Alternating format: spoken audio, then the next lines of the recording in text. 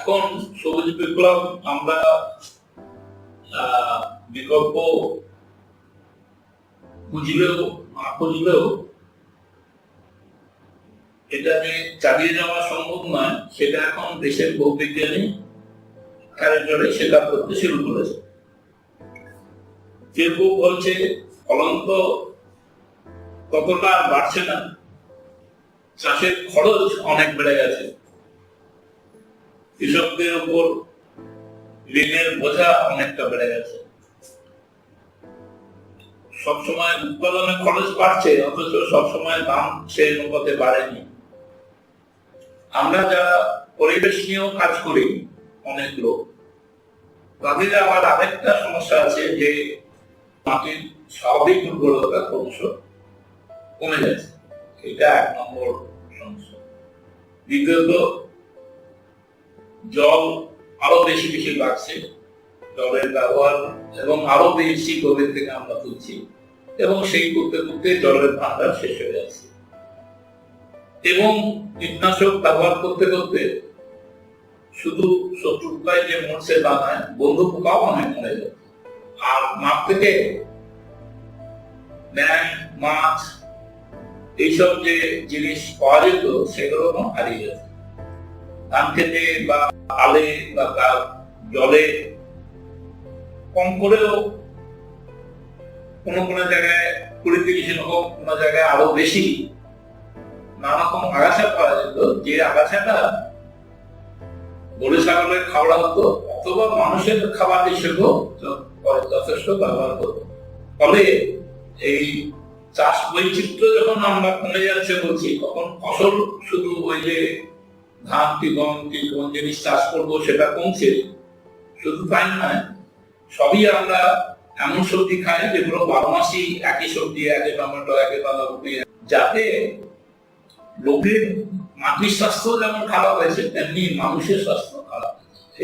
এবার প্রশ্ন হচ্ছে তাহলে কি করা যায়, সেটার উপলক্ষে আমরা পরপর বলবো 6-7টা ব্যবস্থাপনা ধরনের সমস্যা আছে, সেগুলো নিয়ে কথা বলা হবে।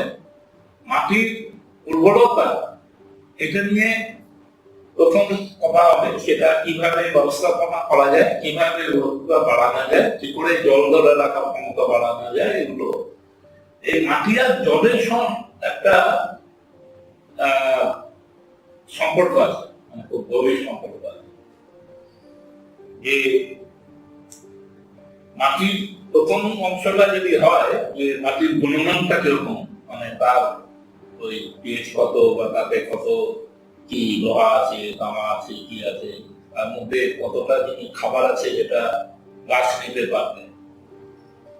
তেমনি দ্বিতীয়টা মাটির অবক্ষয়। তো মাটিকে অ্যাকচুয়ালি ধুয়ে নিয়ে যায়, মানে নানা জিনিসের হতে পারে, ফলেও হতে পারে, অমুক হতে পারে, কিন্তু প্রধান কারণ হচ্ছে জল। তো যে জলটা আকাশ থেকে পড়ছে বৃষ্টি, সেটাকে যদি আমরা ঠিক মতো মাটির তলায় ঢোকাতে পারি তাহলে সেটা সম্ভব, আর যদি সেটাকে বয়ে যেতে দিই তাহলে সেটাকে বিপদ।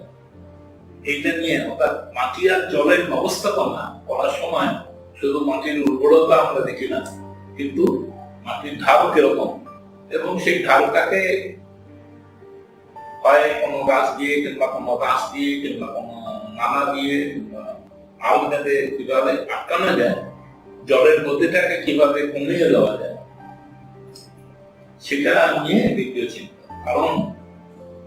কারণ মাটি উর্বর, মাটি মহামূল্য।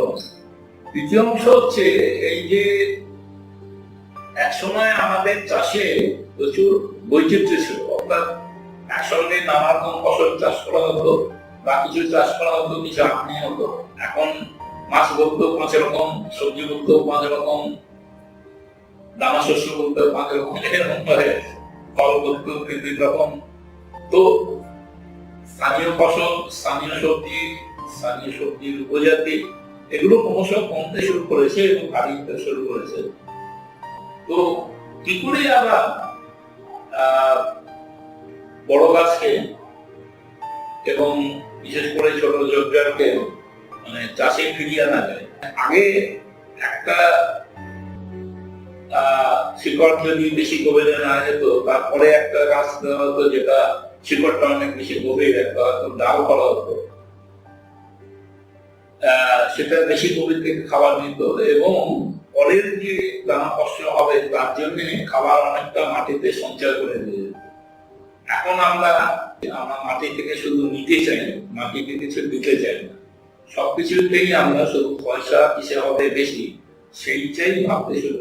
মাটিটার কি হলো, মানে লাভ নিয়ে অনেক ভাবি, কিন্তু মূলধন কি হলো সেটা নিয়ে খুব একটা ভাবে।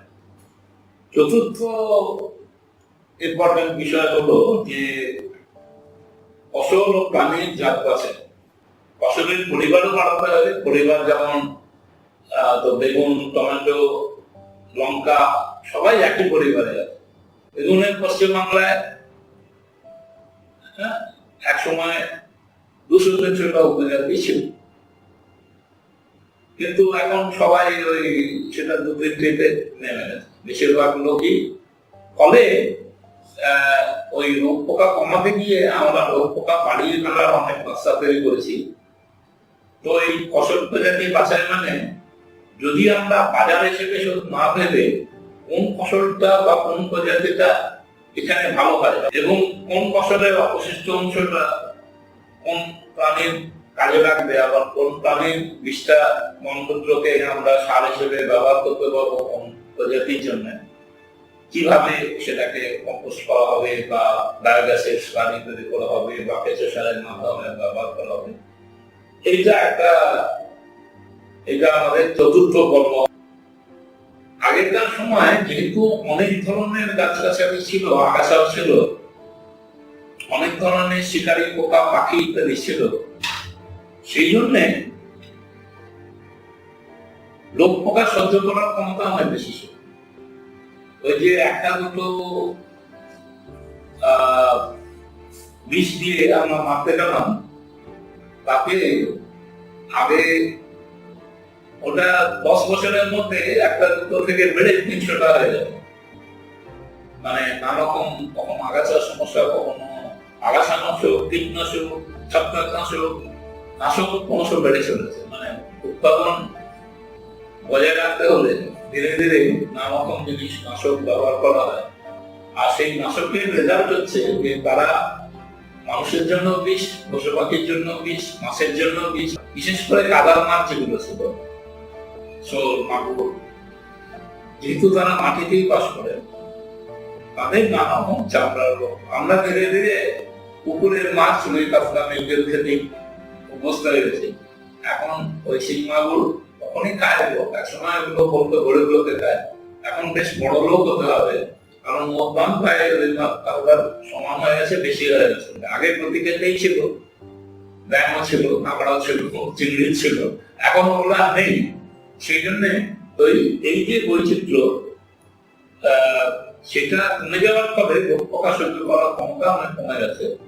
তো কি ধরনের গাছ লাগালে, বেড়াতে লাগালে বাসক পাতা আছে, নিষিদ্ধা পাতা আছে, যেগুলো রস নির্দিষ্টে আমরা ছড়িয়ে দিতে পারবো, অথবা এমনকি গাছ আছে চন্দ্রমল্লিকা বা গাঁদা বা যেগুলো আবার ধরনের গাছ, যেগুলো শিকড় বন্ধ আছে, এই শিকড়ে গন্ধ থাকলে বা পাতায় গন্ধ থাকলে তার ফলে পোকামাকড় সেখান থেকে পালিয়ে যায় বা সেটা মাটির মধ্যে আগাছা বাড়তে দেয় না।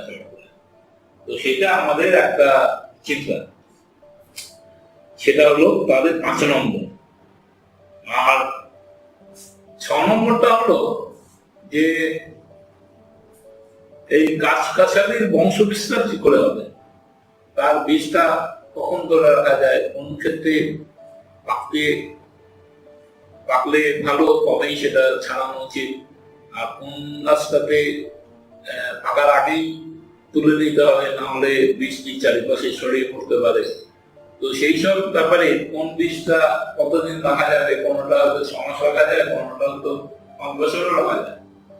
তো কোন বীজগুলো বেশি দিন রাখা যায়, আর ভালো বীজ কি করে খারাপ বীজ থেকে বাছাই করার জন্য করবো, সেইটা নিয়ে অনেক কিছু শেখার আছে। আর শেষে আমরা ফসল তৈরি হলে সবটা তো আমরা খাই না, কিছুটা ঝাড়াই বাছাই করি, তো সেটা ঝাড়াই বাছাই পদ্ধতি কিছুটা আছে প্রক্রিয়াকরণের। আর নানারকম প্রক্রিয়াকরণ করে রোদে শুকিয়ে একটু নুন ছড়িয়ে একটু সেদ্ধ করে একটু আচার বানিয়ে নানারকম ভাবে আমরা সংরক্ষণ করি, হয় বিক্রিতে বেশি দাম পাবো বলে, অথবা নিজেরা অন্য সময় খাবো বলে। তো এই শশাকটা প্রধান বিষয় চাষিরা ভাববেন, এবং এককভাবে ভাববেন এবং দলগত ভাবেও ভাববেন, মানে যাতে করে একে অপরের অভিজ্ঞতা থেকে শিখতে পারেন, বা যারা সেটাই আমাদের এইসব ভিডিওর উদ্দেশ্য। এটা স্বাভাবিকভাবে অনেক ক্ষেত্রে যদি ক্ষেত্রটা খুবই ছোট হয়, টাকাটা দুবারটায় বেশি দেওয়া হয়, তাহলে সেখানে ফিরিয়ে আনা কঠিন বলে ওই দল তৈরি করে যদি দলটা পাশাপাশি কাজ করে, কিন্তু যদি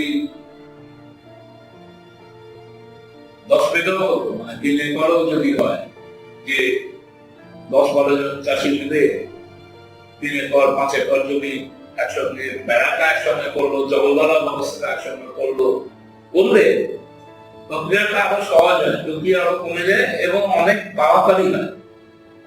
সাস্টেনেবল এগ্রিকালচার, সুস্থায়ী চাষ, সেইখানে সবসময় একটা যেটা চিন্তা নিবিড় চাষ, ওইটা সার নিবিড় চাষ, তেল নিবিড় চাষ, বীজ নিবিড় চাষ, মানে ওইগুলোর উপর কিনে আনার জিনিসের উপর নির্ভর করে আছে প্রধানত। এখানে শুধু ওই পকেটে কি আছে সেটা টেকসই কিনা, টেকসই হলেও সেটা টেকসই হতে হয় না। তো টেকসই করতে হলে আমাদের মাথাকে একটু ব্যবহার করতে হবে, আমাদের হৃদয়কেও একটু বিস্তার করতে হবে, অন্য লোককে সাহায্য করা। তো এই তিনটে ভাবেই আমাদের চাষকে উন্নত করে তুলতে হবে।